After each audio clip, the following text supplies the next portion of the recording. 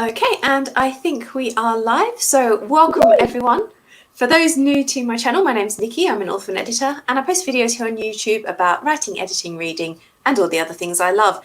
And today we're here for our monthly Drama Talk live stream, and with me as always is the lovely Alina Popescu, who I will allow to give a brief introduction. Sorry, I was just trying to figure out everything and share the screen. Good morning, everyone. My name is Alina. I think I'm supposed to do an introduction now.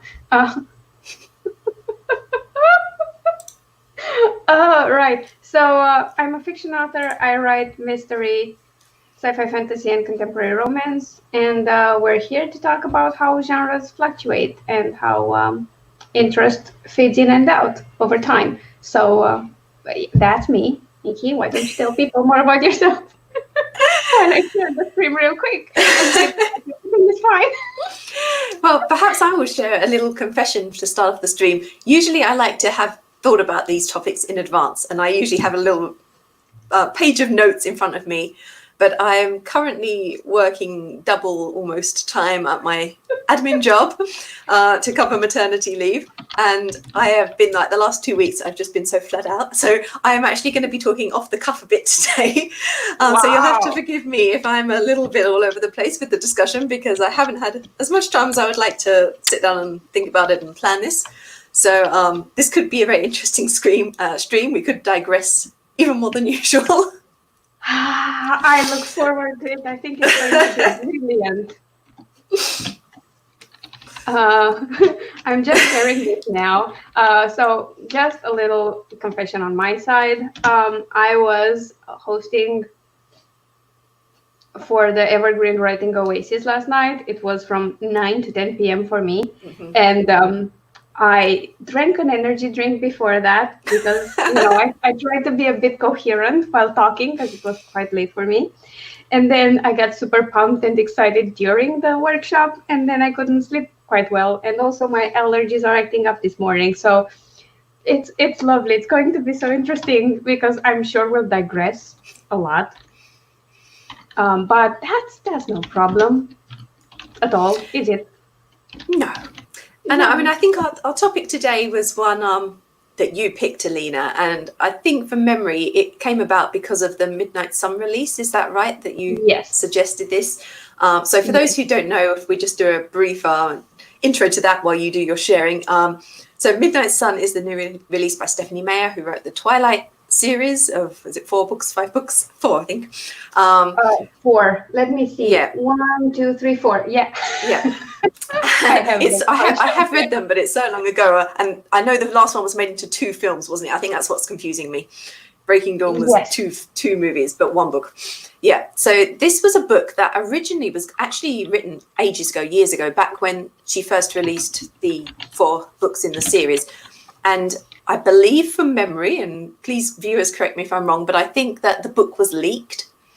And that is why it never went ahead with publication. And she pulled it and got stroppy, and it never came out. And now suddenly it is. So, which is interesting. So I'm sure we'll talk about that a little bit in a minute and our thoughts on that. Yes, definitely. But obviously, during this discussion as well, we'll touch on some of the points about how different types of genres and subgenres seem to gain popularity, be really popular for a couple of years, fade off, and then come back again. And so that's going to be sort of the focus of our discussion, with Midnight Sun as sort of the central kickoff point. Pretty much, yeah. I would like to add that some genres are also expected to be just temporary fads, and then they just go on and on for years. And reverse harem is one that comes to mind right now. Because I don't think anyone thought it would last for as long, and it's just going strong. So that's quite interesting. And I guess in some ways as well, because I mean that one, to my mind, that kind of sprang off the back of anime and manga a little bit. Yes, I always thought it was inspired by manga and anime, but it's quite different for what they do with it in manga and anime, because there's rarely any clear choice between the men, and there's rarely any actual relationship, and it's definitely, oh sorry, I got something in my eye, because why not? It's rarely a clear relationship with everyone. Like, they're not all like huge group love story. It's just possibilities, and sometimes a guy is chosen, other times not. But it's way more tamer, except for, like, I'm thinking of Diabolic Lovers, which I'm pretty sure comes from an otome game, and there's a lot of blood sucking, and apparently I didn't know this, but my boyfriend told me, because he took pity on me. Blood sucking in visual novels and otome games stands for sex, because so I'd say that would be one where there's a lot of it suggested. But even when you play otome games, you have roots that are quite different, and you're not with everyone at the same time.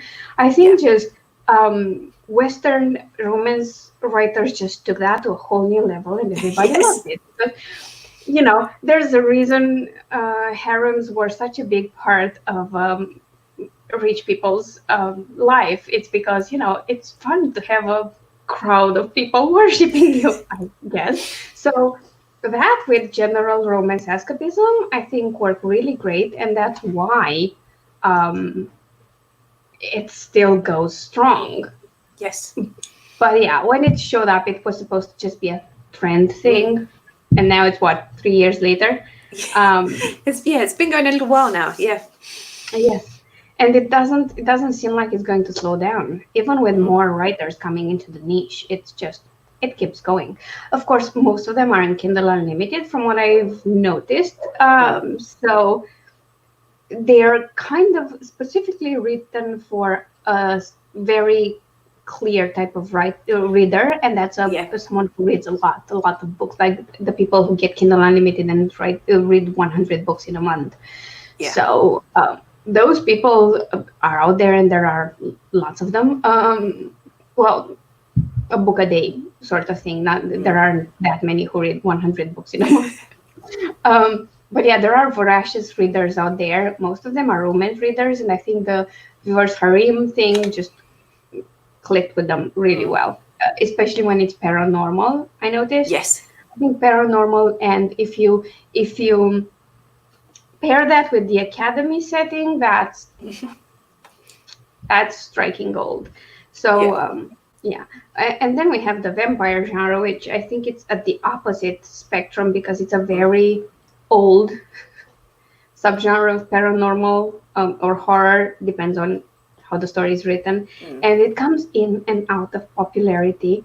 And even when it's out of popularity, there are a lot of titles out there, and people still read it. So it's like a low hum throughout the years, and then it sparks all of a sudden, like a cyclical thing. And this is why my suspicion is that that leak wasn't completely unplanned. I think the trend was slowly dying a bit. I think at that point, people weren't all that interested in the reverse point of view. Was it a great decision? I don't know, but releasing it now, so late after the series, has brought the entire series back into conversation. Yes.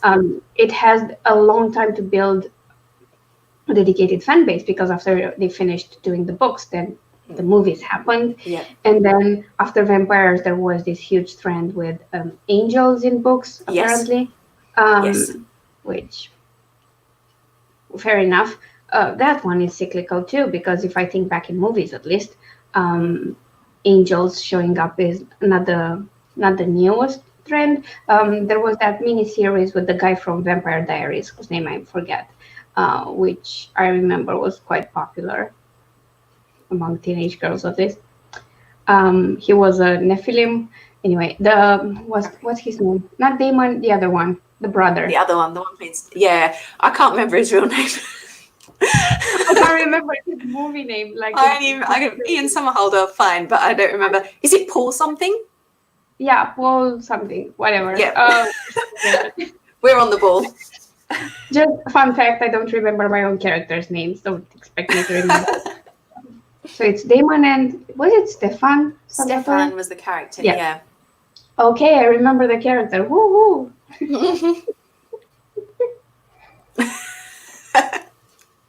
Can you tell I gave up on Vampire Diaries at some point? So yeah, and pretty much what I've noticed is that there are books that get super popular and then they push the trend higher, and then if one of those books gets turned into a movie, or if years later there's a completely separate movie happening with the same trope or in the same subgenre, it will revive everything. Yes. So now we get into the fun part of predicting what's going to happen in genre fiction, because when Shape of Water came out, like if people didn't know when that movie was announced that there will be a spike in mermaid reads, I don't know what they were doing. With Midnight Sun, there's a lot of vampire interest. I've noticed it because my vampire series gets more downloads and buys. Apparently, it's even stronger in gay romance. It started earlier. Okay. Which is probably a good time for me to decide to rewrite my werewolf series and entwine it with my vampire series, which I did. I started doing that for very different reasons, but the timing is just perfect. So that happens. So it's movies and other books that pretty much drive this, or just something that comes out of nowhere, like someone adapts something like the anime Reverse Harem, and it just takes off. Another genre that I can think of that just took off, and I think it's heavily anime inspired because that's where it started. It's the lit RPG genre. Oh, yes. So we end up in a game. That's a very old anime trope. And I think sometimes it's a mix between a game world and an isekai, which is like a fantasy world that people get transported to, but it's played by game rules, or it's just a world with game rules, like Goblin Slayer, which, if you pay attention to the battle and how it happens, is very game based. Right. In terms of how many turns they can take and how many strikes they get, let's say, and how they run out of mana. So that also took off, and that has a really dedicated readership, and they have certain things that they look for, and if you stray for those, they won't read you. And the most important part is game mechanics. So if your game mechanics underneath the world and the rules for how the world works are not well defined and they don't make sense, and you break out of them for reasons, then your readers will not appreciate that, because most of them are gamers and they know a few things about game mechanics, or they've been reading for so long that they're used with a certain strictness in how the worlds are built. And that also came out of nowhere, and then I think it got a new wave of interest when Ready Player One came out. Yeah. Which Ready Player One is that, without stating it is that. But I think I've not read the book, I've only seen the movie, so I'm not exactly sure, but from what I feel, the rules of the game are not that strict in Ready Player One, because there are so many different games you can play within the virtual world. Yes, I'd agree. So that's my take on it. So my point is, if you want to write in a genre, in most cases you have a window of a couple of years, I think. Like when it comes to vampires, they take over everything we're in, and then they fade into existence, but it doesn't happen overnight. There are trends that just come and go. That happens. And I think the millionaires are a bit done now, but that even took like years and years. I still see a few like here and there, but not as many as there were at one point. But yeah, there is usually a window of a few years, and if you pay attention, they might come back. I think the millionaire billionaire trope stayed on that long because of the Yale James movies, like 50 Shades, the series. I think that kind of kept them going for longer than they would have otherwise. I think, on the other hand, you have the BDSM subgenre, which I don't think ever goes away when it's rightly done. Like not Yale James style. And I'm not going to shame people for liking that series, as long as we all agree that's not how BDSM usually plays out, and it's more about abuse and stalking than BDSM. It's fine. I'm not going to shame people for whatever they enjoy in reading in a fantasy, because romance is like, if you expect romance to be realistic, then you're reading the wrong genre. And the sort of overpowering fantasy where a guy takes control and kind of has no boundaries, that's a very old one, and it's very common. We might not like it as women. We might not like to recognize it, but talk with a psychologist or psychiatrist and you'll see that's a very common fantasy among women for reasons I don't know. I don't get it. I don't pretend to get it, but I know it's there.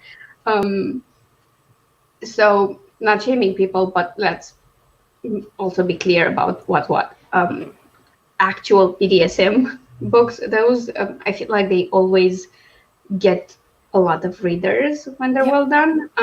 Especially, I don't know how it is in straight romance, but in LGBT romance, I see them popping up all the time, and they're always popular. So that's another thing, because there's a fluctuation in the overall genre, and then there are differences between subsections of the genre. So what happens in mainstream genres and what happens in subgenres like LGBT, which comprises all the other genre fiction segments underneath it, let's say, it might vary. Like it happened with vampires, it got popular faster in gay romance than it would in mainstream vampire fiction. So that's something you should pay attention to. And I would say that comes down to knowing the genre you're writing in. And I mean the subgenre here. Like if you write vampires that are part of the LGBT fiction category, you should probably know what happens in your genre and coordinate that. Okay. Any more thoughts on what prompts genres to fluctuate that we haven't covered yet? I do think that definitely the film and TV has an influence. I'm quite interested to see what's going to happen, actually, because we've obviously got Shadow and Bone coming to Netflix fairly soon. The Grishaverse, Leigh Bardugo's Grishaverse.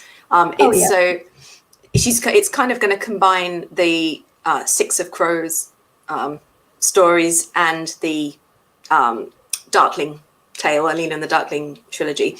And I think they're going to play out both at the same time, because they do kind of take place slightly contemporaneously, the two different books, and they kind of come together by King of Scars.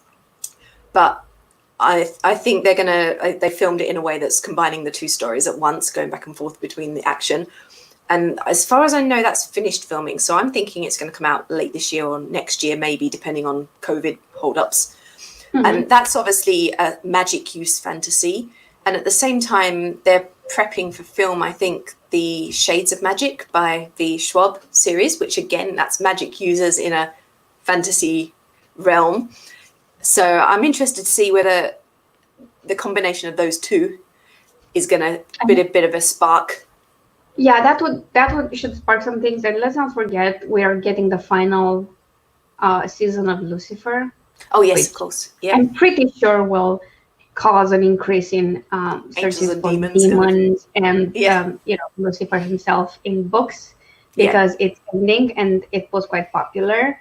We're also getting more Witcher, which is ever popular.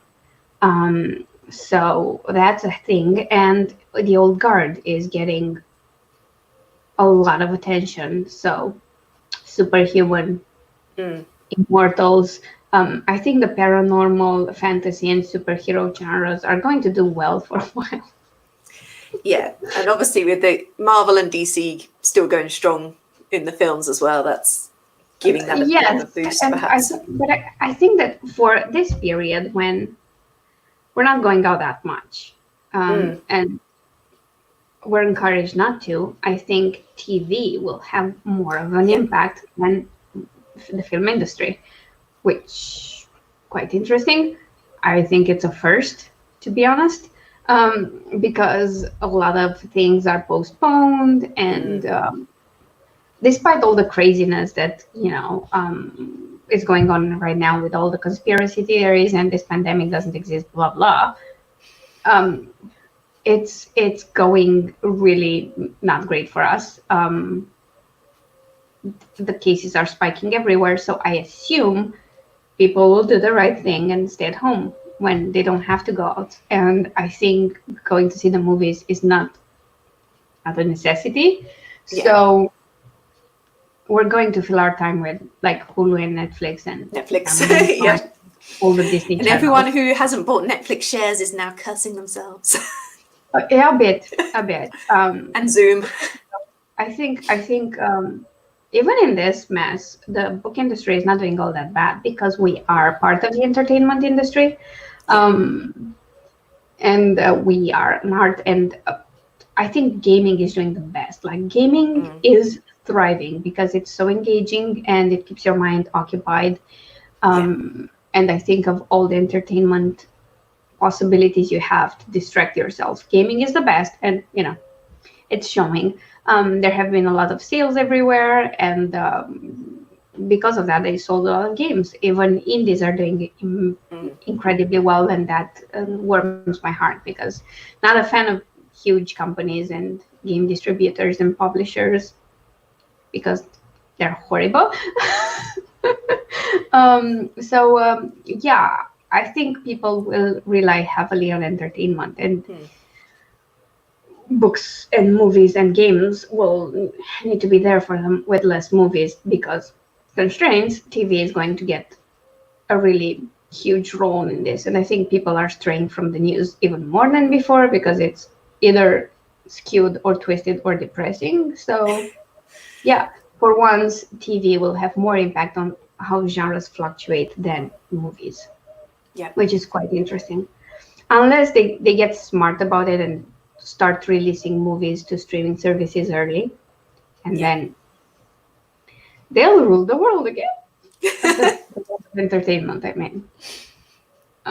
So yeah, that's it's a very interesting time to be observing right now. It's scary as hell, but also an interesting time. And I was quite worried for a while, to be honest. I was like, oh, this is not going to be good because, like, I don't know, you're not in Kindle Unlimited with any of your books. The payments for Kindle Unlimited have been just going down for the past couple of months. And I was a bit worried, but then I realized books and TV are like the cheapest forms of entertainment you can get. So they'll be okay because people still need that outlet. I mean, just check out Ready Player One. That world's a mess and everyone is still playing because they need an escape. So I'm trying to be positive, but there are great things coming to the world of genre fiction. So I guess we can look forward to that. So we've got vampires thriving. I'm pretty sure werewolves will go hand in hand with them. Yeah. And then we've already discussed everything that's coming to Netflix. I don't know what else will happen.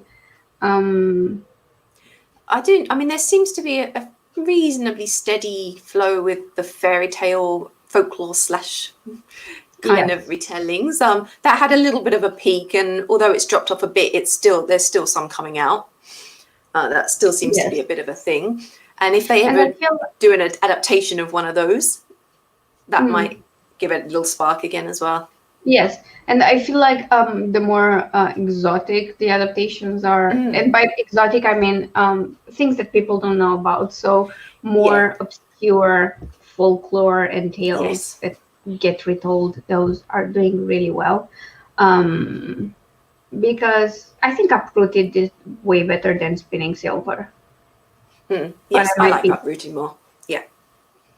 I'm not sure how it did commercially, but I know I loved it a lot more than Spinning Silver. Although Spinning Silver was really great, Yeah. Uprooted was so foreign Yes. and wild and interesting that I enjoyed it more, even if I didn't know anything about. I mean, I could pick some influences that are all Slavic by nature, but it was marvelous. Yeah. And I think it's the Sticking same with the thing with. Slavic, I'm actually Yeah. just in the middle. Well, I'm on the third book now. I'm rereading the Winter Night Trilogy, which is another one that's excellent Russian folklore. Mhm. And that is awesome. I love that one. I really want them to adapt that, as long as they cast the Winter King properly, because otherwise they'll ruin it. But I'd love to see that one on screen, and I think that would work really well as like a Netflix series or something. But that's another really good one. And the Slavic ones seem to have a bit of popularity. I also have seen a couple with kind of Mexican and South American Yes, folklore, which have been quite good as well. yes. So I want to revive something like embed an element of folklore from Romanian folklore. I think it's Balkan mostly. Um, in the second part of Bad Blood, which will Yeah. focus on a sort of a paranormal adventure mystery sort of thing. And it's a interesting concept because these creatures, they're trying to liken them to something, but I don't know exactly what. They're maybe fairies, maybe some of the ancient Greek myths. They're always present. They're women, magical. They're always in a group. They don't have an individual name for the being. They just have a name for the group, Right. uh, which is derived from the female version of they, because we have genres in Romanian grammar. So you have a female Yeah. and male Yeah. nouns and adjectives. So it's an older form for a they in females, and Yeah. that's how the creatures are called. Right. But there's not a she. They're Yeah. always a group. So I want to play with that and have a lone survivor who doesn't give herself a name because she doesn't exist alone. Yes. So I think that would be interesting to explore. I'm trying to think if there were um, any similar myths, but I can't think of one. They do dance in a circle, so sort of fairy inspired. People do get enthralled if they see them dancing, and they Yeah. might get killed. But they're usually wild and like foresty sort of spirits, and they don't really interact with the human realm at all. Right. Um, but they do play a role in nature, and they bring prosperity and things like that. So it's a very interesting creature to think of, mythical being, let's say. So I do want to play with that. I always find them fascinating, and I think in terms of folklore and fairy tales, I think genre bending ones and LGBT retellings are still going to do Yes. okay, Yeah. especially in children's literature. I feel because more representation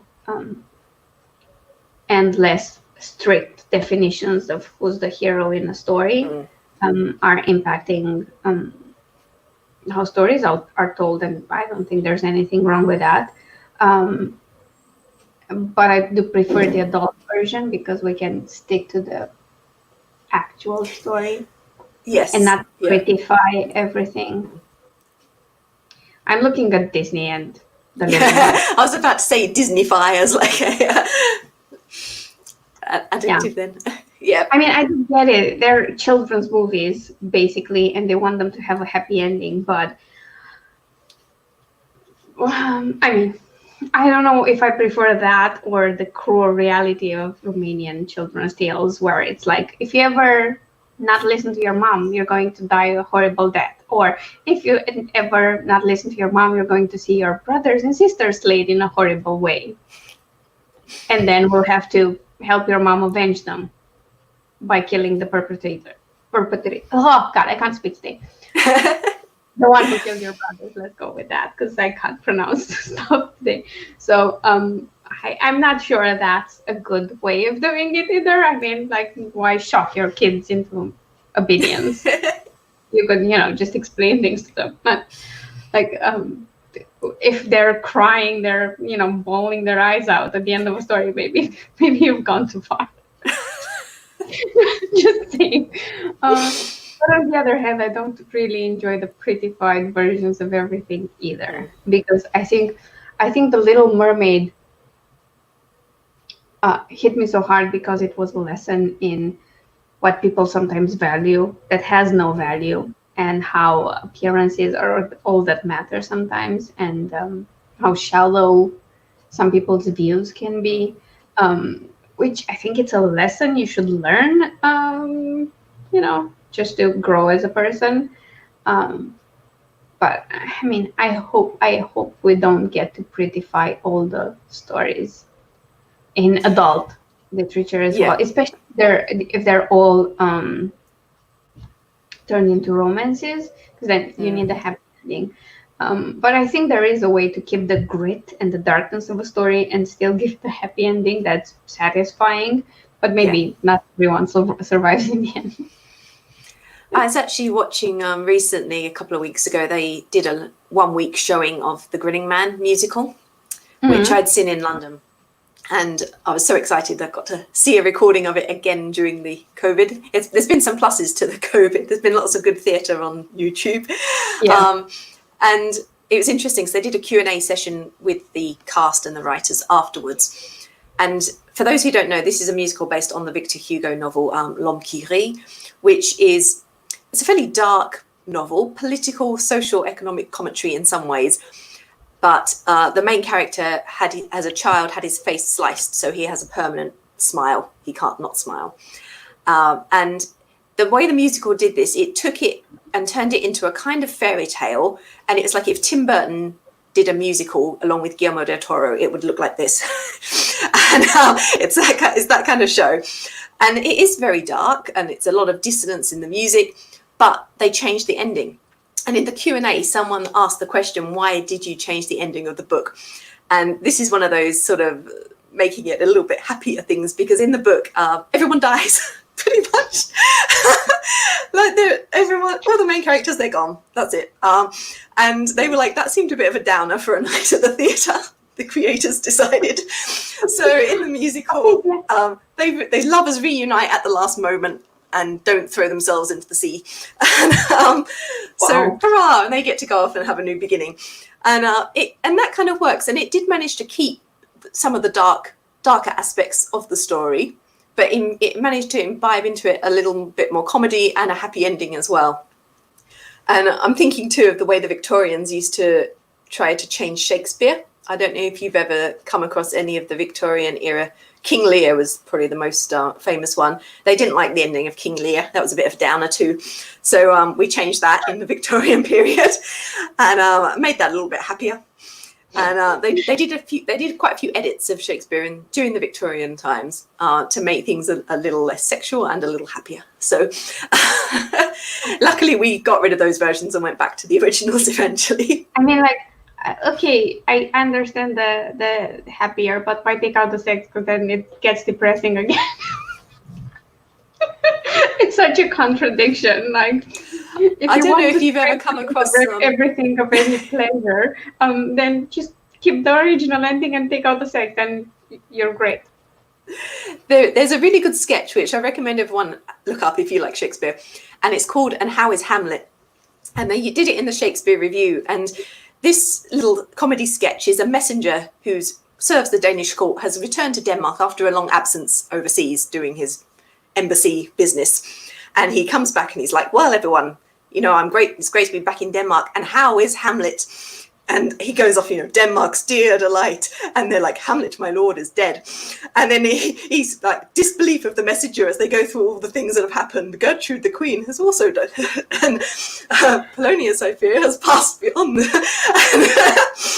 And it's a brilliant sketch. So if you like Shakespeare, do have a look. It's called And How is Hamlet? And it's really hilarious, but it's just, if someone had come back at the end of the play not knowing all this stuff that was going on and you were trying to explain to him the current situation. Oh my god, that sounds marvelous. I have to watch that. But speaking of endings that have been changed, I think one that I'm still bitter about is the ending of Swan Lake. I've never seen the original on stage. I've only seen the prettified version. And I think it takes a bit out of it. Because there are important moments when the swan dies that are just not there. And I always thought, I've seen glimpses of this in movies. I thought the choreography for it is absolutely fantastic. I would like to see that. And Swan Lake is one of my favorite ballets ever. So I've seen it like 5 or 6 times on stage. Sometimes with really bad seats all the way in the back because I was in uni, like I was a poor student, but I still enjoyed every moment of it.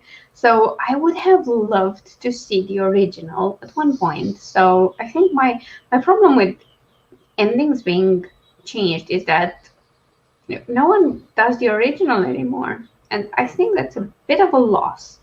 Sure, it's harder to digest. Sure, it might not work in all climates. Like the current climate of the world, the current state of the world is probably not the best for super depressing stories because our life is so depressing. But on the other hand, I would have loved to see that at least once on stage. Nobody does it. Not even the Russian ballets do it. Like they do the changed ending version.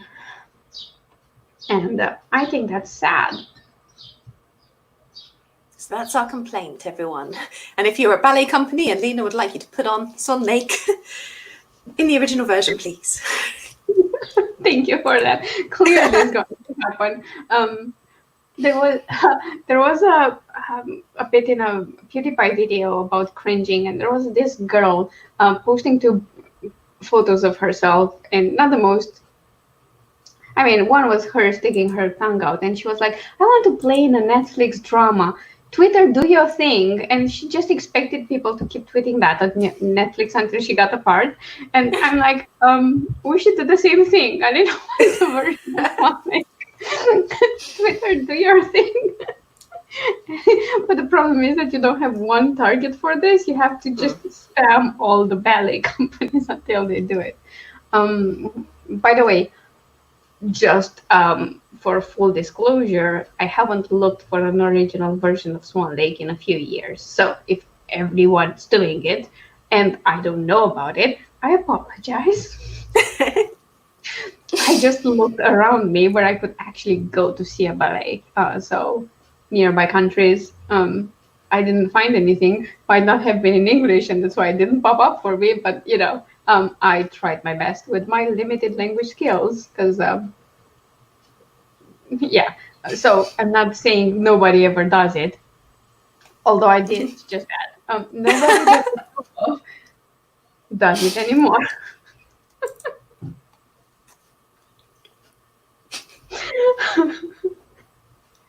Oh my god, all the disclaimers. But I feel like I need them because there's Iris. It's popping by. So yeah, I don't want to just dismiss someone's hard work, because I couldn't find it and I stopped looking at some point. So Nicki, do you intend to write into any of this? Let's say spikes in some trends? Are you going to take advantage of them at all? I think the difficulty is that sometimes by the time they arrive, you have to be really on the ball and be ready to release that book probably a lot quicker than I am ready to release books. So I think in most cases I'd probably miss them or come in at the tail end of them by the time I actually sort of spotted the thing, thought of something, wrote it and published it. And I mean, I guess that's sort of one of the things that the big company content acquisition editors are thinking, that, you know, you've got to think 2 years ahead, really 1 to 2 years ahead for like big releases of, is this may be popular now, but is it still going to be in 2 years? Or do we think this is going to be popular in 2 years when we actually release the book? So for me, probably not. I mean, I tend to write because I fall in love with a story idea rather than writing to a particular market or trend or anything. But that's partly because I'm writing very slowly and I'm releasing very slowly. I think it's different if you're a little bit more prolific and you're churning out a few novels a year, and then you can do that a little bit more. Yeah. What about you? For me, it kind of happened by mistake. Because I was rethinking my series a lot, and I was trying to dive deep into why I don't want to write in certain series anymore, like the Werewolf series, which is a great world. I created it, I had plans for it, and I decided I was going to change a lot of things. I was going to move Shiki's book to the second position in the series, change entirely the love interest part of the book, and some of the plot. And that means I have to write the first book. In the second book, there will be introduced the love interest is someone from the Bad Blood series. Okay. If you haven't read all that, you should. Surplus promo. Yes. Speaking of it, I'll probably rewrite the first book again, and edit the second one a bit to match. Book 3 is perfect. It's staying, but I might do that. Sorry. That just happened because I kept it. It was on my mind for a long time. It clicked, and when it clicked, YouTube recommended a lot of videos about Stephanie Meyer. And I was like, oh my god. I will probably get some of these released in August and early September, and I mean, it works great for me.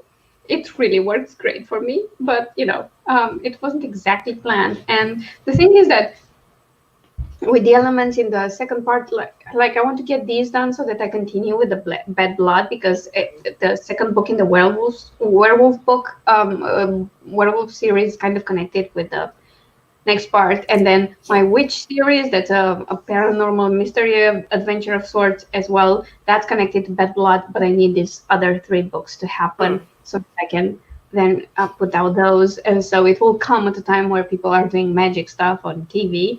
But it sounds like perfect timing, but it's just coincidence, and it's mostly because I postponed things and procrastinated for a long time. But hey, I mean, it happens. But I do want to intentionally write a vampire series, but that's co-written. I've been talking about it with Lindsay after our little experiment with 6 Feet Apart. I decided I love co-writing. I want to do more of it with her and with other people, if anyone wants, obviously, because it's, you know, when it comes to co-writing, it's hard to coordinate schedules and have people be available for it at the same time. So yeah, I want to do more of that. And the thing is, it's going to be vampire related, but not because of the trend specifically, but because someone's watching the Bloodlust movie and Bloodlust vampire movie and the Bloodlust anime show, which are older, and some of those things inspired me, and I want to play with them. I mean, it would be a very different story. It has nothing to do with the actual plot line of this anime, but I just like the grittier, darker feel of it, and I was like, I really need to write a dark vampire story. And by dark, I mean kind of gut-wrenching and angsty, which it's not like I haven't done that before to torture readers. So yeah. And I'm trying to think. Oh yeah, there's the Witcher thing going on. So guess who's releasing a medieval alternate universe story, which is not fantasy. Um, and that's going to be released this month. So Warriors of Vis, the second book, yes. is finally being released. You'd think it's because all the Witcher hype and people like medieval soldiers. No, it's because earlier this year, so like a few months ago, Period Images added a new stock of photos to their medieval stock, and I finally had one guy that looked like one of my characters. Actually, I found two guys that look like my characters, but then I put them both on the cover, and their uniforms are so similar that their clothes, basically, that they kind of blend into each other, and it doesn't really work with both of them on the cover. There's nothing I can do about it. They're just they're both wearing kind of earthy gray tones, so just their faces stand out, and it doesn't look good. So I have now stock photo for book 2 and 3. Which is great. So I found those. I finally edited the books because I had the stock photos, and I had the funds to buy the stock photos because those are a bit more expensive than your average stock photo.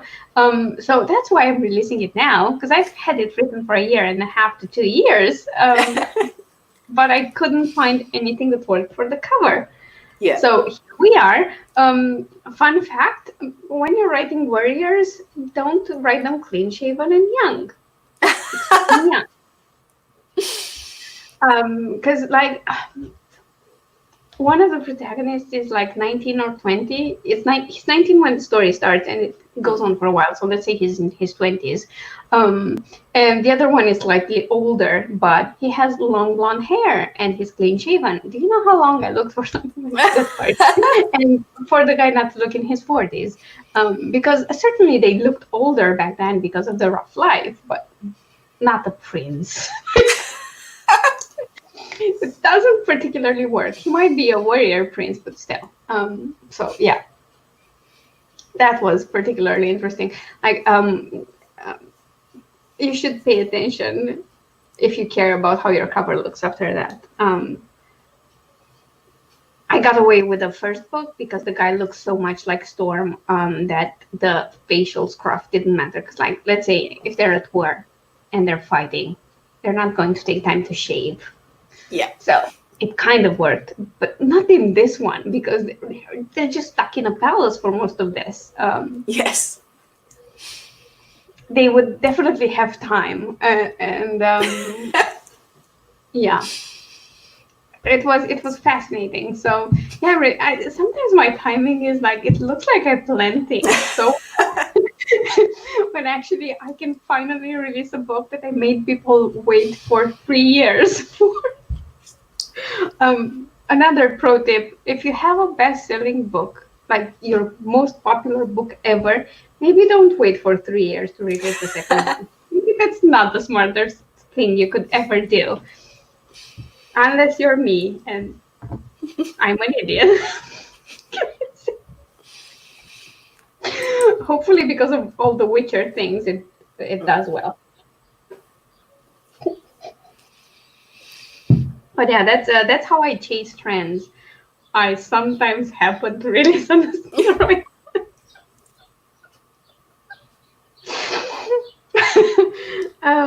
Yes, professional author right here. Okay. Well, on that note, I think we've probably had a decent chat and covered a few different things. So before we wrap up, is there anything you want to share with us about your releases that you got coming out in the next few weeks?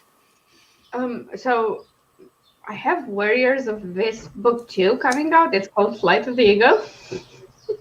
It will be out in a couple of weeks, I guess. It depends. I mean, I thought it would take a bit longer because I struggled a bit with that cover, but I figured it out. And then I was kind of reluctant about the whole editing process because I haven't touched that in close to 2 years. But then I started, and then I kept going, and I was laser focused on it. So I got the first round of edits done. relatively fast. So it depends on how long it takes me to properly edit and format and proofread and stuff like that, but probably in a couple of weeks. And then I will release next the final box set in the Just Don't serial. Mm-hmm.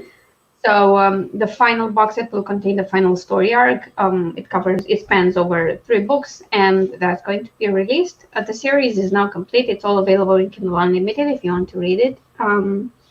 And after that, I'm just preparing myself for the next Owl Investigations release, but that will be at the end of August. So that's still some time away. And at some point between now and the start of September, all my werewolf books will be pulled out.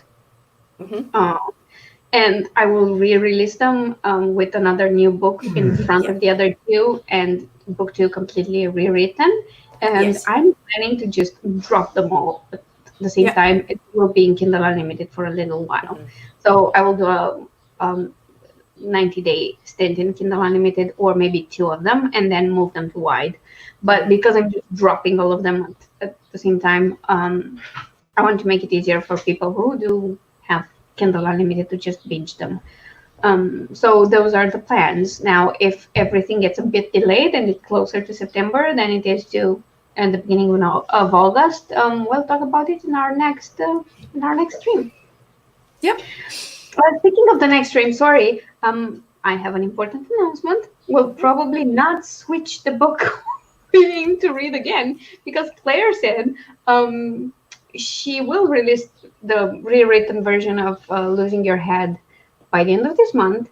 And she will, worst case scenario, she'll give us an earlier version that's not fully proofread, but it's totally fine if we just have it ready for you. So the next read along will probably be Charlie Davis Mystery by Claire Cowter, if she doesn't flake on us again.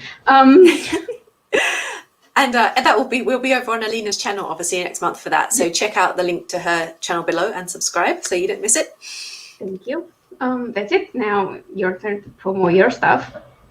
I don't actually have anything new. Obviously, I told you all about Pirates of Romance last time, which is just a contemporary romance short story, available wide on Kobo, Amazon, and the like. So do check that one out if you like just a quickie read for contemporary romance. Otherwise, I've just been so flat out. I haven't done a single bit of writing for a couple of months now, and it's probably going to be like that till the end of the year, honestly, because just doing double time at my office until then. And trying to fit all my editing work and things in. You should have a few releases by then, because someone, we don't know who, some weird person is supposed to work on some covers for Nicki, so that she releases some stuff. That someone has been moving recently, and she once again underestimated how much that was. And now I'll stop talking about myself in third person. But yeah, Nicki will have some more releases for you this year. She's waiting on covers for me. Yay! So we'll tell you more about that next time. Hopefully we'll have some news. And we'll share. So that's about all for today, though. So we will close off for now. And do join us again on Alina's channel. We haven't set an exact date yet, but it'll be around this time, like middle of August, similar time. And we will let you know in advance. And hopefully be reading Claire's book to talk about as a mystery. Yeah. I can't wait. Like, I've read it in its original version, but I'm now looking forward to the rewritten version so badly. And I've been nagging her, so we'll probably get there. So we'll say goodbye for now, but we hope you'll join us again then. Bye for now, everyone. Bye.